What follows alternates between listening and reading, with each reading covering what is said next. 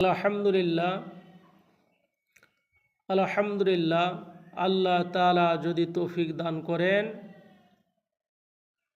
সুন্দরভাবে ধারাবাহিকভাবে যে এতেকাপ আসতেছে আমাদের, সেই এতেকাপের কিছু আলোচনা করব সংক্ষেপে। আল্লাহ তাআলা যদি তৌফিক দান করেন, ধারাবাহিকভাবে সংক্ষেপে আলোচনা করব। আল্লাহ তাআলা আমাদের সকলকে শোনার, বুঝার, মানার তৌফিক যেন দান করেন। তা আমরা আলোচনা করব এতেকাপ। এতেকাপ কয় প্রকার ও কি কি? এতেকাপ কত প্রকার ও কি কি ইনশাআল্লাহ আলোচনা করব। একবারে শুরু থেকে শেষ পর্যন্ত। সুন্নাত এতেকাপ রমজানের শেষ দশকের এতেকাপ। সুন্নাত এতেকাপ রমজানের শেষ দশকের এতেকাপ এর মাসালা। সুন্নত এতেকাপ কাকে বলা হয়, এর বিস্তারিত আলোচনা হবে ইনশাআল্লাহ। এতেকাপ অর্থ স্থির থাকা, অবস্থান করা। পরিভাষায় জাগতিক কার্যকলাপ ও পরিবার পরিজন থেকে বিচ্ছিন্ন হয়ে সওয়াবের নিয়তে মসজিদে বা ঘরের নির্দিষ্ট স্থানে অবস্থান করা ও স্থির থাকাকে এতেকাপ বলা হয়।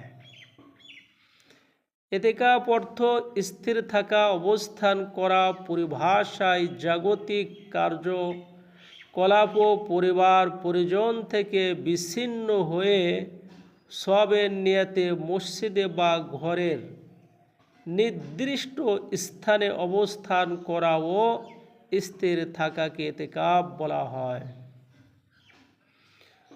রমজানের সেই 10কে এতেকাপ করা সুন্নতে মুআক্কাদায়ে কিফায়া, অর্থাৎ বড় গ্রাম বা শহরের প্রত্যেকটা মহল্লা এবং ছোট গ্রামের পুরনো বস্তিতে কেউ কেউ এতেকাপ করলে সকলেই দায়ী মুক্ত হয়ে যাবে, আর কেউ না করলে সকলেই সুন্নত তরকের জন্য দায়ী হবে।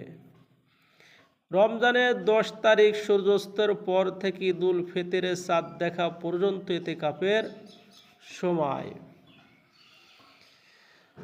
রমজানের সেই 10কে এতেকাপ করা সুন্নতে মুআক্কাদা কিফায়া, অর্থাৎ বড় গ্রাম বা শহরের প্রত্যেকটা মহল্লা এবং ছোট গ্রামের পুরনো বস্তিতে কেউ কেউ এতেকাপ করলে সকলেই দায়ী মুক্ত হয়ে যাবে, আর কেউই না করলে সকলে সুন্নত তরকের জন্য দায়ী হবে।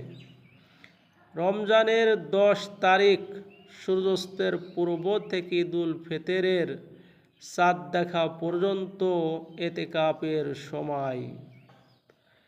এই ছিল ভাই সুন্নত এতেকাপের মাসালা। আল্লাহ তাআলা আমাদের সকলকে মানার, বুঝার, আমল করার তৌফিক দান করুক। আমিন।